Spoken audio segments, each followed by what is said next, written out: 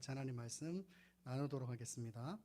오늘 본문에는 참 유명하고 또 성도들이 좋아하는 그 유명한 구절, 수고하고 무거운 짐진 자들아 다 내게로 오라, 그 28절이 나옵니다. 주님 앞에 가면 쉼을 얻는다는 것 자체가 우리에게 있어서 얼마나 큰 위로가 되는 말씀인지 모르겠어요. 근데 오늘 이 말씀이 그냥 단지 우리가 주님 앞에 가면은 쉼을 얻을 수 있다라고 하는 정도로 그 의미는 사실 그 정도의 의미가 아닙니다. 그리고 또 오늘 본문을 보면 예수님께서 분명히 예수님께 오면은 쉼을 얻는다라고 말씀을 하셨는데 그 뒤에 보면 나의 멍에를 매라고 또 예수님께서 말씀을 하고 계세요.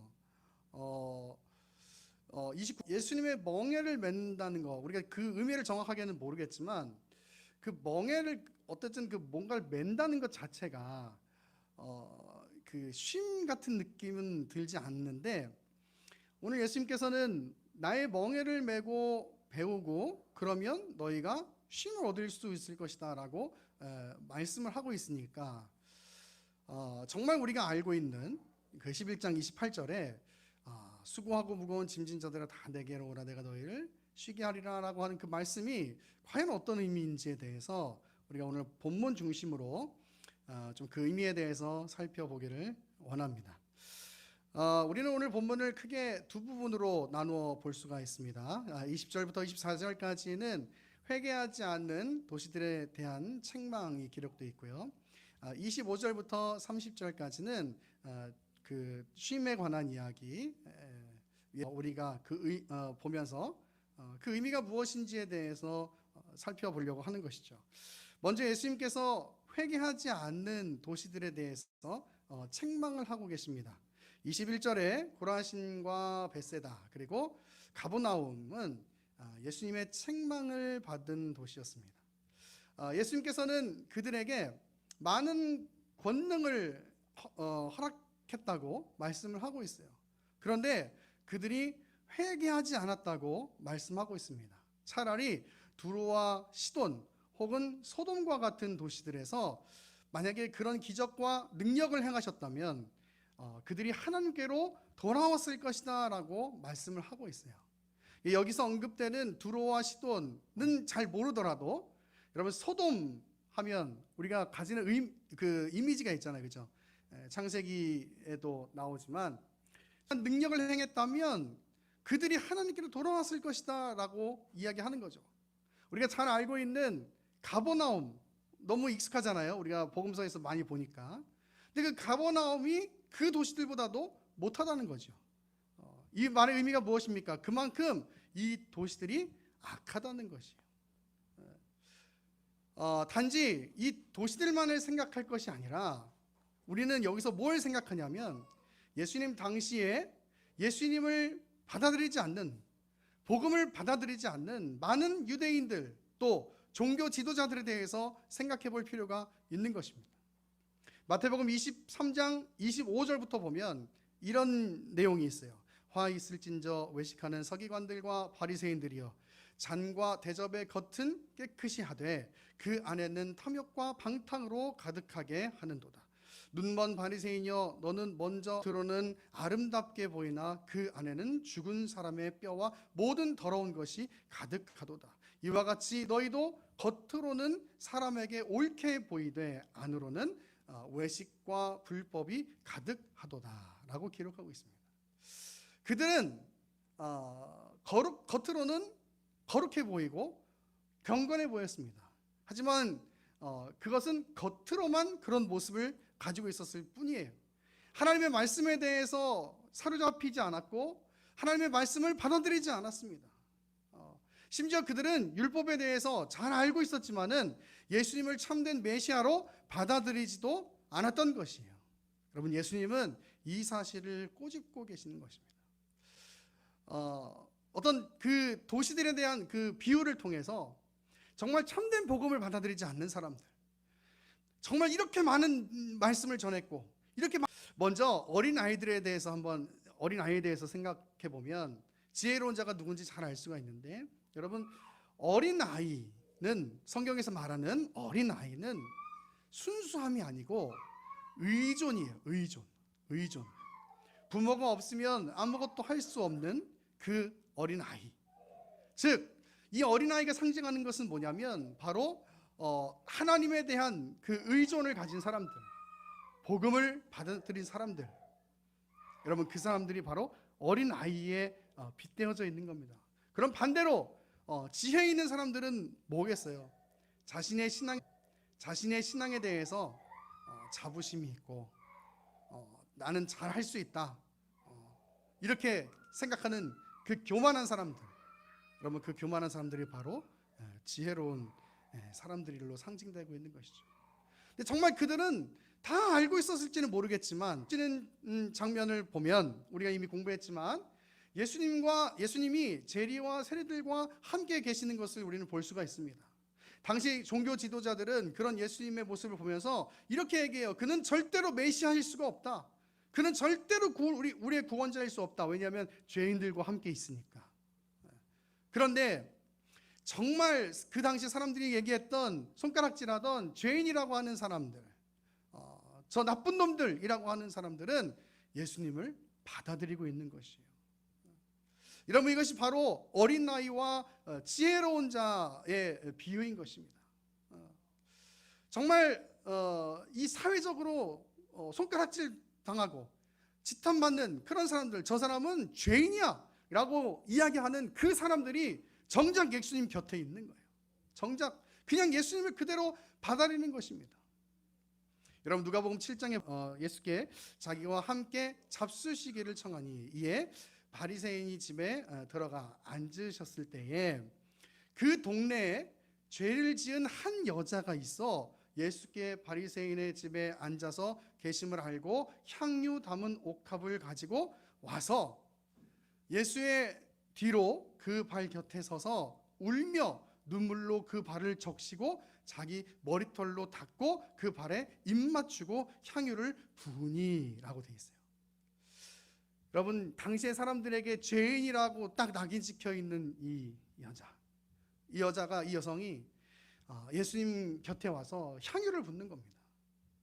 정작 당시의 사람들에게 있어서 정말 너희는 훌륭한 신앙이냐라고 칭송받았던 그런 종교 지도자들은 예수님을 받아들이지 않아요. 죄인이야, 이렇게 손가락질 당했던 그 여자는 예수님께 가서 향유를 붓고 그에게 입 맞추고, 여러분, 그 마음으로 예수님 앞에 나아가고 있는 겁니다. 여러분, 누가 더 복된 사람입니까? 예수님을 받아들이고 복음을 받아들인 사람인 거죠. 여러분, 마음이 가난해야 복음을 받아들일 수 있는 겁니다. 그래서 성경은 부자가 하나님의 나라에 들어가는 것이 어렵다고 기록하고 있어요. 여기서 부자는 단순히 돈이 많은 사람들에 대한 비판이 아니고 자신들은 다 가졌다고 생각하는 것, 자신들은 다 할 수 있다고 생각하는 그 교만한 사람들, 여러분, 그런 그 교만한 사람들을 빗대어 얘기하고 있는 것이죠. 자신들은 모든 걸 다 할 수 있기 때문에 복음이 절실하게 필요가 없는 것이에요. 그런데 마음이 가난한 사람들은 여러분 의지할 것이 없어서 복음을 받아들이고 하나님이 필요하다고, 예수님의 은혜가 필요하다고 그렇게 고백하게 되는 것입니다. 여러분, 우리 의예나무교회 성도들은 정말 지혜로운 자가 아니라 오늘 본문에 어린 아이와 같은, 정말 그렇게 예수님이 나에게 정말 절실하게 필요하다고 고백하는 그런 믿음의 사람들 다 될 수 있기를 소망합니다. 여러분, 이제 예수님께서 그 복음으로 초청받은 사람들에게 이제 말씀하셨어요. 수고하고 무거운 짐진 자들아 다 내게로 오라 라고 말이죠. 여러분, 여기서 말하는 수고하고 무거운 짐진 자, 그게 바로 복음을 받아들인 사람들. 그러나 이 당시 이 세상에서는 많은 사람들에게 손가락질 당하고 죄인이라고 낙인 찍혀 있는 그 사람들, 여러분, 그 사람들이 바로 수고하고 무거운 짐진 자들. 또 제가 마지막에 표현한 것으로 이야기하면 마음이 가난한 자들, 의지할 것이 없는 자들. 그러나 하나님께서는 그들에게 자유를 선포하시고 그의 복음으로 말미암아, 그 하나님의 은혜로 말미암아 너희는 하나님의 자녀가 되었다고 선포하고 계세요. 여러분, 이것이 다른 것입니다. 레위기 26장 13절에 가면 이렇게 말씀하고 있어요. 나는 너희를 애굽 땅에서 인도해내어 그들에게 종된 것을 면하게 한 너희의 하나님 여호와이니라. 내가 너희의 멍에의 빗장을 부수고 멍에의 밑장을 부수고 너희를 바로 서서 걷게 하였느니라. 아멘. 여러분, 여기 멍에가 나오죠. 멍에. 그들이 갖고 있던 그 멍에, 그 죄의 멍에, 여러분, 그것을 완전히 하나님께서 다 벗어지게 하셨다고 말씀을 하고 있는 것입니다. 여러분, 예수님은 그들을 향해서 쉼을 주시겠다고 말씀하고 있어요. 쉼.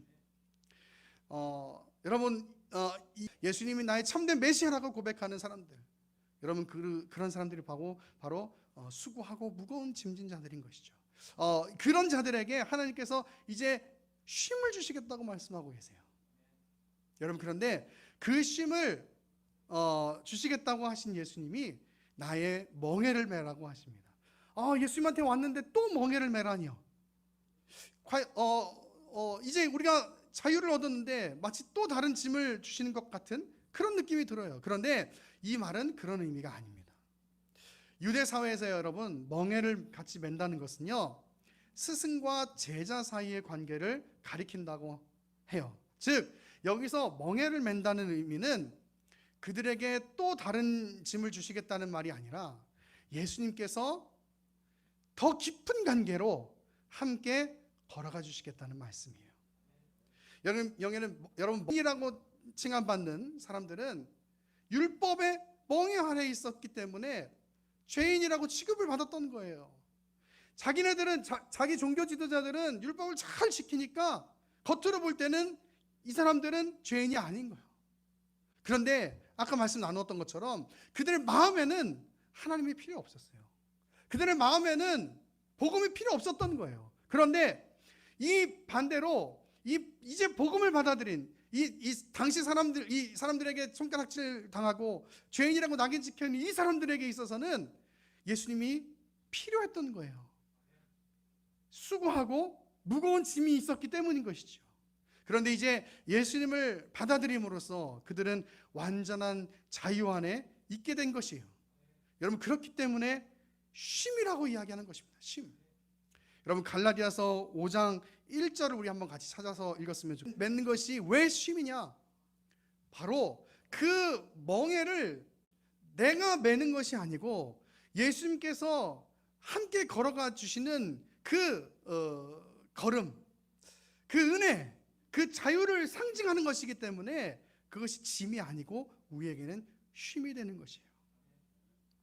여러분, 이사야 9장에 가면 이런 말씀이 있습니다. 전에 고통받는 자들에게 흑암이 없으리로다. 옛적에는 여호와께서 스불론 땅과 납달리 땅이 멸시를 당하게 하셨더니, 여러분, 고통, 멸시, 이런 단어에 집중해 보세요. 후에는 해변길과 요단 저쪽 이방의 갈릴리를 영화롭게 하셨느니라. 고통받고 멸시받던 사람들을 영화롭게 하신다고 말씀하세요. 흑암에 행하던 백성이 큰 빛을 보고 사망의 그는질 땅에 거주하던 자에게 빛이 비치도다. 주께서 이 나라를 창성하고 즐거워하오니, 그 다음 잘 들어보세요.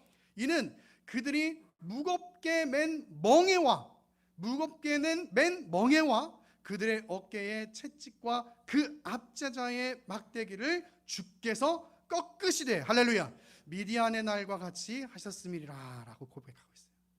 여러분, 무겁게 맨 그 멍에를, 종의 멍에를 예수님께서 꺾으셨다고 말씀하셨습니다. 예수님의 십자가 사건을 통해서 우리 안에 있는 모든 죄의 멍에들이 사라지게 된 것이고, 예수 그리스도의 십자가를 통해서 우리가 참된 안식과 참된 쉼을 얻게 되었다고 성경이 선포하고 있는 것입니다. 여러분, 우리가 얻은 것이 바로 이 예수 그리스도 안에서의 참된 쉼인 것이에요. 여러분, 수고하고 무거운 짐진 자였던 우리의 마음들, 우리의 상태, 여러분, 그것이 바로 복음인 것이에요. 복음. 그냥 교회 다니면 다가 아니고 정말 예수 그리스도를 만난 그 기쁨으로 충만한 것, 여러분, 그것이 바로 예수님의 멍에를 매는 것입니다. 예수님을 만난 그 기쁨과 감격으로 눈물 흘릴 수 있는 것, 여러분, 그것이 바로 예수님의 멍에를 매는 것이에요. 그런데 그것은 우리에게 짐이 아니라 참된 안식으로, 참된 쉼으로 다가오게 되는 것이죠. 여러분, 예수님과 함께 하는 사람들이 갖게 되는 그 감격이 여기에 있는 것입니다. 여러분, 왜 복음이 감격스러운 소식인지 아십니까? 우리는 우리 스스로 우리 안에 있는 멍에를 제거할 수 있는 능력이 없는 존재예요. 그러나 예수 그리스도의 그 십자가 사건을 통해서 우리는 우리 안에 있는 그 억눌림의 멍에, 그 종의 멍에를 완전히 예수님께서 꺾어 주시게 되신 것이죠. 그래서 우리는 함께 하고 계시는 것입니다. 여러분, 예수님께서 멍에를 메고 나에게 배워라 라고 얘기할 때 그 말 안에는 예수님이 나와 함께 걸어가 주신다는 이야기예요. 성령님께서 함께 해주신다는 이야기예요. 여러분, 그 안에는 내가 걷는 것이 아니고 하나님께서 주시는 은혜로 말미암아 살아갈 수 있게 되었다는 그 감격이 있는 것입니다. 그렇기 때문에 참된 쉼이 있는 거예요. 참된 쉼. 여러분, 바라기는 이 복음의 감격 가운데 참된 쉼이 무엇인지를 깨닫게 되는 그런 우리 유엔나무교회 모든 성도들 될 수 있기를 간절히 축원합니다. 여러분, 정말 예수님을 깊이 만나면 그 안에 자유가 있고 기쁨이 있고 참된 안식이 있고 참된 쉼이 있는 것이에요. 여러분, 지금 많은 사람들이 정말 진정한 일들과 분주한 마음들과 또 여러 가지 분주한 상황들, 그런 여러 가지 환경들, 그런 모든 것들 때문에 정말 참된 쉼을 누리지 못하고 저는 살고 있다고 생각해요. 그런데 우리 복음을 가진 사람들은 예수님 때문에 그런 여러 가지 어수선하고 부산한 상황 속에서도 참된 안식을 가질 수 있고 참된 쉼을 가질 수 있게 되는 것이에요. 혹 그것을 깨닫지 못했다면 오늘 기도하는 중에 예수님 나를 만나달라고 그렇게 기도하기를 바랍니다. 여러분, 그 복음을 가진 사람들이 가지는 기쁨이 있습니다. 여러분, 그 복음을 가진 사람들이 가지는 그 감격이 있어요. 그럼 우리 그 감격을 통해서, 그 복음을 통해서 참된 쉼을 회복하는, 참된 기쁨을 회복하는 우리 예나무교회 모든 성도들 될 수 있기를 간절히 축원합니다. 아멘. 기도하겠습니다. 하나님, 예수 그리스도의 십자가를 통해서 믿고 감사합니다.